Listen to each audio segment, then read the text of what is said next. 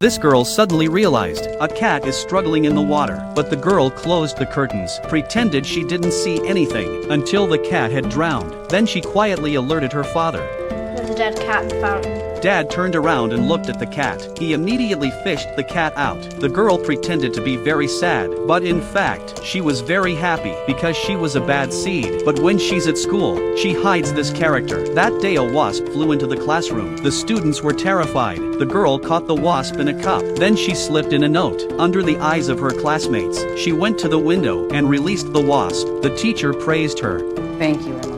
You're welcome, Mrs. Ellis. So at school, teachers and classmates thought she was a good girl, but when she knew that her classmate Katie had bought a new watch, the girls got a fierce look on her face. She pretended to stretch her legs and tripped Katie to the ground. Then she helped her classmates up. When the classmates left, the watch was already in her hand. Every night before going to bed, the girl practiced her smile in the mirror, hoping that by looking cute, to cover up dirty behavior. That day at the parent-teacher conference, the class chose the best loving child. The girl was very confident because she had won the award for many times, but when the teacher announced the result, the winner was the girl's classmate. The boy was excited and held the award. The girl was already resentful. Then her father consoled her, but the girl said she was happy for the boy. When he heard that, the father stroked her head reassuringly. While the parents were talking to each other, the girl let the boy to play hide and seek. Then they went deeper into the forest, and finally they came to the edge of a cliff. The boy was a little scared, looking at the boy with the medal. The girl's eyes were filled with murderous intent. Until the end of the program, some students found the boy who had disappeared.